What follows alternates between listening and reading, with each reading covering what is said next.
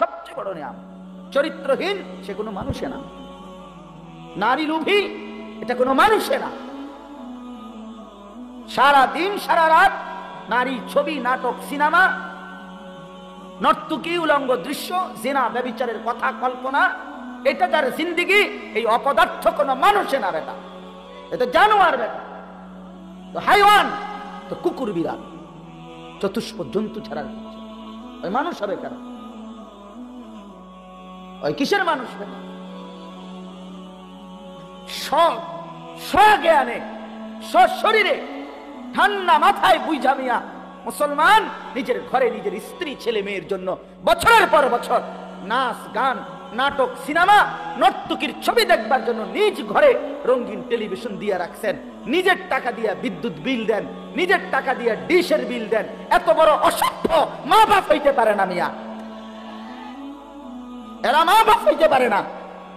কিসের মা বাপেরা যে আপন সন্তান নারীর ছবি দেখবে, জিনা ব্যভিচার দেখবে, নাটক সিনেমা দেখবে, নোংরামি দেখবে, আমি বাপ আমার ফুটতে তে বইয়া বইয়া বেডি চাইব আর আমি বিল দেমু, আমি ডিশ দেমু, আমি বুঝি বাপ? বেডা কথা এটা? তুমি বাপ? হ্যাঁ, তুমি সন্তানের কল্যাণকামী কথা বলেন, এটা কত হইল মিয়া? আপন বাপ কেমনে এত বড় জুলুম করে সন্তানের উপরে? আপন মা কেমনে এত বড় অসভ্যতা মেনে নিবে? বলে কি আশ্চর্য মুসলমান বেঈমানের থেকে দেখে দেখা ফ্যাশন শিক্ষা লাইলেন। হ্যাঁ, একেবারে সামনের রুমে, ড্রয়িং রুম মানে যে রুম, সোফার রুম, এই রুমের টেলিভিশনটা মানে কি বুঝায়? কারণ যে কোনো মেহমান আসলে তো ঢুকবে, বসবে তো এই রুমে, ঠিক না? তো যেই কোনো মেহমান আসলে যেন বুঝে নেই প্রথম যে আমার ঘরে রঙিন টেলিভিশন দেখেই বুঝে নিয়েন এটা ইমানদারের ঘর না। এটা প্রথমে বুঝাই দিচ্ছে, বুঝেন না কথা? আপনি যাতে ভুল না হয় প্রথমেই বুঝাই দিছে। ডোন্ট মাইন্ড, কেউ মাইন্ড করবেন না, এটা ইমানদারের ঘর না। আপনি আপনার মন মতোই কি নাটক সিনেমা দেখতে পারবেন, আমরা এগুলো দেখি না। সামনের রুমে এটা তো রাখা উচিত, যদি টেলিভিশন চায়ও আমার মতো এটা বাথরুমে রাখা উচিত, টয়লেটের ভিতরে রাখা উচিত, তাহলে ওইখানে আর অন্য কোনো মানুষ যাবে না, তাও ভিতরের বাথরুমে, সামনেরটা। আস্তাগফিরুল্লাহ। আখলাক শিখে, আখলাক শিখে। পরের বছর আর দাওয়াত দিয়ে না, কিন্তু এই বছর শুনলাম, বুঝলেন না কথাটা? পরের বছর চিন্তা বাদ, এবারে শুনে। শহীদ ভাই তো ওইখানে বইয়া কয় সামনের বছরের কথা। আমি আর এই বছর ও আজই হইছে না, হে সামনের বছর লেয়াহের ব্যস্ততা। আল্লাহ আমাদেরকে মাফ করে দেন। আমার ভাই, বুঝতে শিখি আমরা, আখলাক বড় সম্পদ। আল্লাহ তাআলা বলছে, বান্দা লিনাবলুয়াহুম, পরীক্ষা করার জন্য বানাইছি, এমনি এমনি বানাই নাই বান্দা, তুমি জানো না বান্দা, তোমারে বানাইতে আমার লম্বা সময় লাগছে। 10 মাস না, না 10 মাস, 10 বছর না, কত লম্বা সময় দুনিয়া আল্লাহ আমাকে বানাইতে লাগছে, এক আল্লাহ ছাড়া কেউ জানে। হাল আতা আলাল ইনসানি হিনুম মিনাদ দাহরি লাম ইয়াকুন শাইআম মাযকুরা। আল্লাহ বলে, বান্দা তুমি জানো না, যুগের পর যুগ আমি আল্লাহ তাআলা তোমাকে সৃষ্টির পিছনে ব্যয় করেছি, কিন্তু তুমি উল্লেখ করার মতো কোনো বস্তু ছিলে না।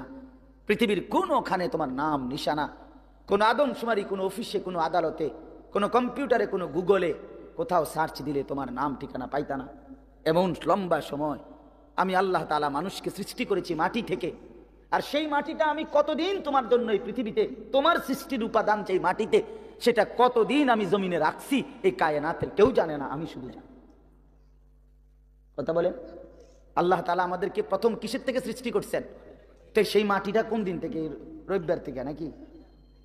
তো তাইলে ভাবেন মাটিটা কতদিন থেকে, এই জমিনের এই যে মাটি, এটা যে কত বছর থেকে? 30 বছর, 300 বছর, আমরা জানি কেউ? 3000 বছর, আমরা জানি কেউ? আল্লাহই ভালো জানে।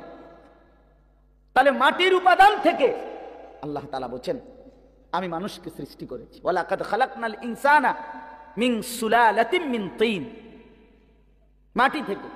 সেই মাটি আল্লাহ বলে, বান্দা কতদিন আমি জমিনে সংরক্ষণ করছি তোমারে বানাবো বলে, তুমি জানতে না, আমি জানতাম। আমি জানতাম একদিন আমি সেই মাটি থেকে নির্দিষ্ট পরিমাণ খাবার উৎপাদন করেছি, সেই খাবারের কণিকার ভিতরে তুমি ছিলা। সেখান থেকে একটি নির্দিষ্ট পরিমাণ খাবার তোমার বাবা ভক্ষণ করছে, তোমার বাবা খাইছে। সেখান থেকে আমি আল্লাহ তাআলা তোমার বাবার বীর্য তৈরি করছি, সেখানে তুমি ছিলা।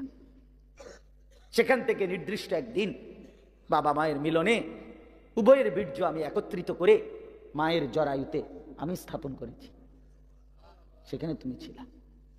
সেখান থেকে এই এক ফোঁটা বীর্যের উপরে আমি আবার 10টা মাস 9টা মাস আবার কাজ করছি। এটারে জমাট রক্ত বানাইলাম, জমাট রক্তটাকে গোশতের টুকরা বানাইলাম, গোশতের টুকরাটাকে হাড্ডির একটা খাঁচা বানাইলাম, হাড্ডির খাঁচাটাকে গোশতের নাক চোখ দিয়া হাত পাওয়া আঙ্গুল সব কিছু দিয়া শরীরটা আমি সাজাইলাম। এরপরে রূহ ফুঁকে দিয়ে একদিন মায়ের পেট থেকে এই পৃথিবীর আলো বাতাস দেখাইলাম। সুবহানাল্লাহ। হাল আতা আলাল ইনসানি হিনুম মিনাদ দাহর লাম ইয়াকুন শাইআম মাযকুরা। নাম নিশানা বিহীন, পরিচয় নাম ধাম বিহীন বান্দা, যুগের পর যুগ তুমি ছিলা। আমি তোমাকে ধীরে ধীরে প্রসেসিং করে এই পৃথিবীর মধ্যে এনেছি। তুমি এমনি ভুলে গেলা আমারে, এমনি ভুলে গেলা। হায় হায় বান্দা, এত বড় নাফরমান কেমনে হইল? একটাবারও জিজ্ঞেস করলা না আমারে আল্লাহ আপনি কেন বানাইলেন? ওয়া নুকিররু ফিল আরহামি মা নাশাউ ইলা আজালিম মুসাম্মা। কোরআন শরীফে আছে, আল্লাহ বলেন মায়ের জরায়ুতে আমি আমার ইচ্ছা মতো, আমার পছন্দ মতো একটি নির্দিষ্ট সময় আমি আল্লাহ তাআলা মানব সন্তানকে রেখেছি। সুম্মা নুখরিজুকুম তিফলান, অতঃপর আমি আল্লাহ একদিন তোমাকে একটা শিশু, তিফল মানে শিশু, শিশু এক বাচ্চা হিসাবে মায়ের পেট থেকে বের করেছি। সুম্মা লিতাবলুগু আশুদ্দাকুম, অতঃপর ধীরে ধীরে ওই দুর্বল বাচ্চা শরীরটার মধ্যে শক্তি মজবুত করতে থাকছি। হ্যাঁ, আস্তে আস্তে আস্তে আস্তে আগাইতে থাকছ। এরই মধ্যে অমিনকুম মান ইউতাওয়াফা, এই শক্তি হইতে হইতে কিশোর তরুণ যৌবন থাকতে থাকতে অনেককে মৃত্যু দিয়ে দিছি। আর অনেককে এই নিতে নিতে আবার কিছুদিন ছিল শক্তি, আবার দুর্বল করতে করতে অমিনকুম মান ইউরাদ্দু ইলা আরদালিল উমর, একটা সময় কাউকে কাউকে একেবারে বৃদ্ধ দুর্বল অক্ষম বয়স বানায়। আল্লাহ তাআলা বলে সবটা আমি করেছি বান্দা, আমি করেছি, যকরম আমি করেছি। তুমি ভেবে দেখো। আচ্ছা আপনারাই ভাবেন না, ছেলেরা ভাই তোমরাই ভাবো ভাই, ছোটবেলার যে কোলের বাচ্চা, ওই যে পিচ্ছি পিচ্ছি হাত ছিল ছোট ছোট দুর্বল, নিশ্চয়ই এখন যাদের 16 বছরের হাত, এগুলো তো আগের ঠিক খুললেই তো নতুন ডি লাগাইছে, ঠিক না? আল্লাহ, এখন যারা বুড়ো হয়ে গেলেন চাচা, আপনার যে জোয়ান কালে যে শক্তিশালী হাত ছিল এটি খুলে লাগছে না? না, এটা সেই বাচ্চাকালের হাত, এটাই আজ যৌবনকালের হাত ছিল, আজকে সেটাই বৃদ্ধকালের হাত হয়েছে। আল্লাহ তাআলা বলেন একই অঙ্গে এই বৈচিত্র্যময় কাজটা আমি করেছি, তো তুমি আমারে ভুলে গেলা কেন? একটা বার ভাবলা না, হায় আমি তো এক দুর্বল বাচ্চা ছিলাম, আমি তো সবল হইলাম, আজ আমি আবার দুর্বল হইলাম। হায় হায়, আমার ইচ্ছা ছাড়া, আমার সিদ্ধান্ত ছাড়া, আমার পরিকল্পনা ছাড়া কে আমারে দুর্বল করে দিল?